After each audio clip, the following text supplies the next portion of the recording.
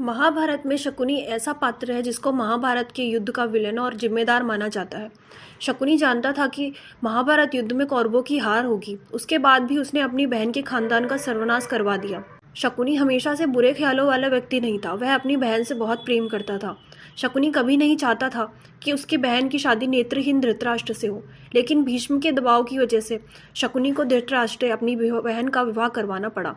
तब उसने कुरुवंश से बदला लेने के लिए कुरुवंश को जड़ से खोदना शुरू कर दिया।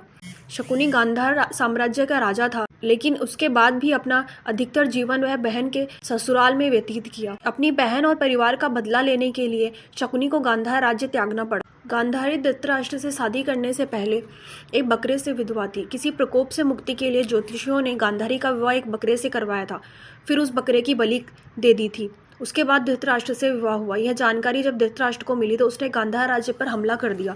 गांधारी के पिता राजा सुबल और माता सुधर्मा शकुनी समेत 100 पुत्रों को जेल में बंद कर दिया। जेल में सभी के साथ बुरा बर्ताव किया गया। धीरे धीरे भूख से राजा सुबल के कई पुत्रों की मृत्यु हो गई। राजा सुबल ने कुरुवंश से बदला लेने के लिए अपने पुत्रों में सबसे बुद्धिमान शकुनी को बचाने का फैसला किया। उसको प्रतिशोध के लिए तैयार किया। सभी लोग अपना भोजन शकुनी को देने लगे। शकुनी ने अपने आंखों के सामने अपने परिवार को मरते हुए देखा, इसीलिए उसके मन में बहुत क्रोध था। शकुनी के पास उसके पिता राजा सुबल की हड्डी से बने पासे थे। शकुनी को चौरस खेलने के लिए महारत हासिल थी और उसने कौरवों में भी इसका मोह जगा दिया। इसको देखते हुए मरने से पहले राजा सुबल ने शकुनी को अपनी हड्डी के पासे बनवाने के लिए कहा था। राजा सुबल ने कहा था, ये पासे हमेशा तुम्हारी आज्ञा मानेंगे, तुम्हें कोई हरा नहीं सकेगा। साथ ही इन्हीं पासों से धृतराष्ट्र के वंश का अंत हो जाएगा।